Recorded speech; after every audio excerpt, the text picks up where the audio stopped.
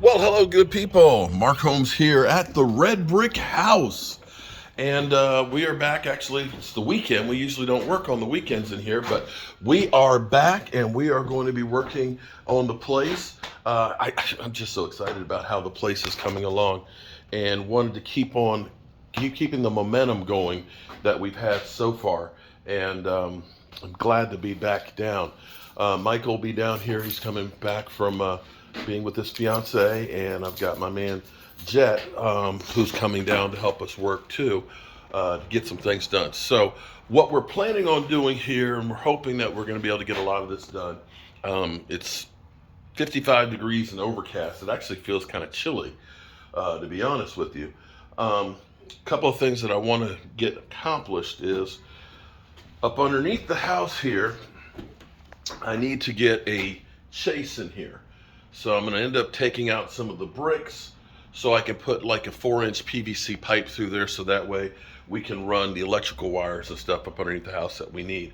So I can actually get some lights down in there, get a light switch hooked up there, as well as up underneath this crawl space. And so if I can get that part in, that will be great to have that done. Then over here, I want to try and get this floor closed back in as well. One of the reasons why I hadn't done that yet is I'm actually going to bring the water line right through here in between where I've got these two footings. So I need to actually dig down, so I'm going to be 24 inches below grade for the pipe to go through. So I'm going to dig that out so that way we have the pipe and at least come outside here. The water meter is actually right there, but dig out here, start digging the trench out here some to get it started. We'll put some plywood over it so that way nobody will fall in and we won't get the water just running into the basement when it does rain. But start getting that in place so that way I can close up that floor. That would be incredible to get that squared away. I have a bit of a conundrum here. When we did the bathroom, and I've been thinking on this one, I have a bit of a problem, and I think I know the remedy to it. So I want to keep the antique bathtub. The bathtub, it's been here. So when people who come in here, who've been here, the bathtub probably will never get used. It probably won't get used. It's because I know I can't get in and get out of it because it's so short. But I want to keep it because it was part of the house. Thing is with the window where it is right now, that's a problem. It's a problem because if I put the bathtub, because I was thinking I'll put the bathtub over here and I'll end up putting the toilet and the vanity in here because of the window. We kept the window where it was originally and not planning ahead on it, so we kind of screwed the pooch. If I move the window over, move the window over, I can then put the shower right here. So if we put the shower here, and here's the reason why. We put the shower as opposed to it being right here. I want to have a good sized shower because the shower will be used more than the bathtub. Then you have the shower and the bathtub here together. So you put the bathtub right here, which is great because then you can see the full tub sitting here. And then you've got the shower to go ahead and get into the shower. Then you can have the toilet right beside the shower and then the vanity from the wall over. It'll be a much better flow and it will give you a better look and it will feel bigger than what it is.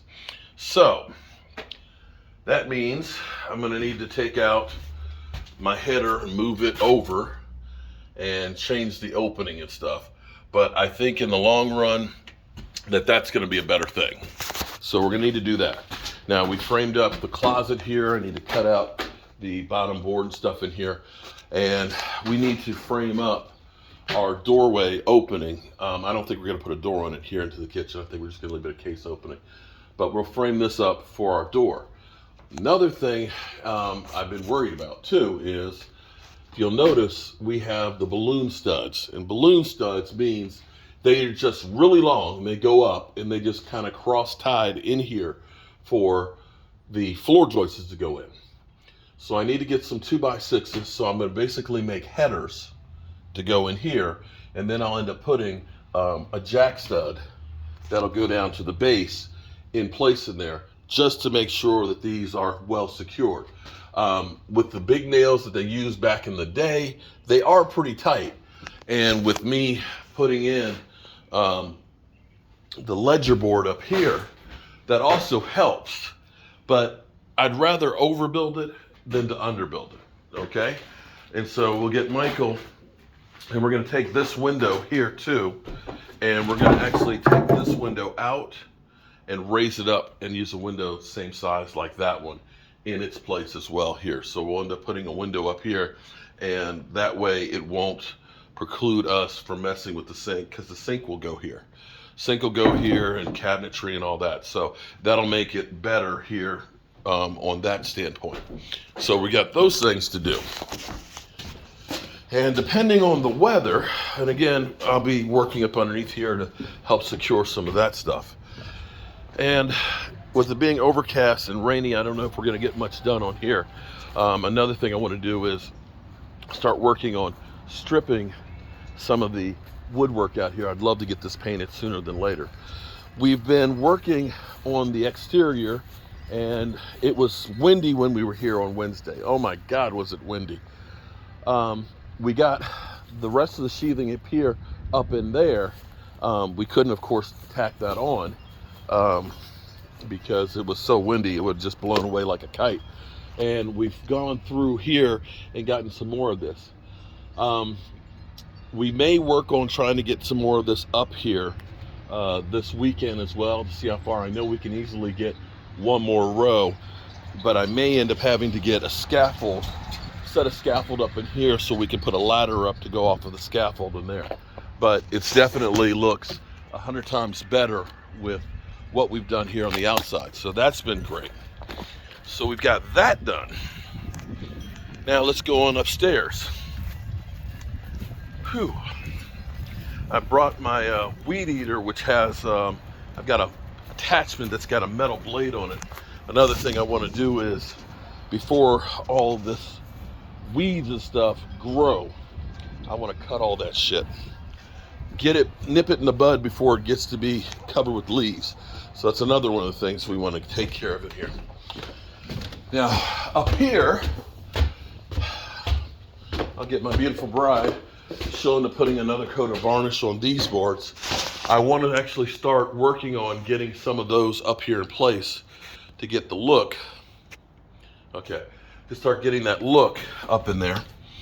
I want to finish framing off here for our pull down attic stair to go in place, and finish locking in all of these and getting our plywood in place, so that way we have the ceiling for the AC unit to actually sit up on there. And you can see how far we've gone with the sheathing. We can easily put one more piece up here.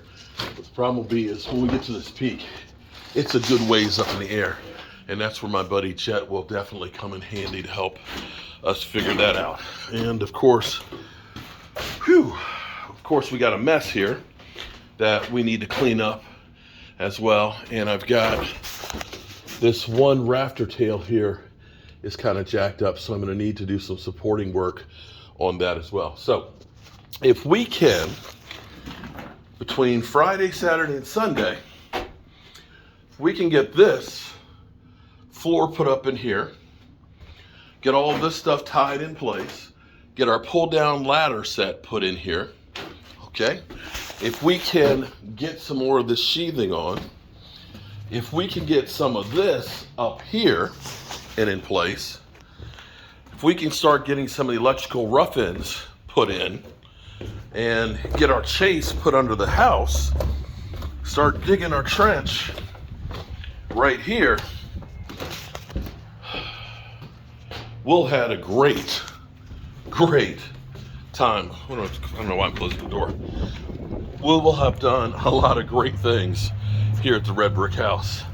And you can see, while I'm waiting for everybody else, going to start unloading stuff. So I've got some 4-inch conduit, 4-inch PVC that I'll use to run between the floors. I've got my units. We're actually going to put those, lock them up in the garage until we're ready to put them in place to make sure they don't get stolen.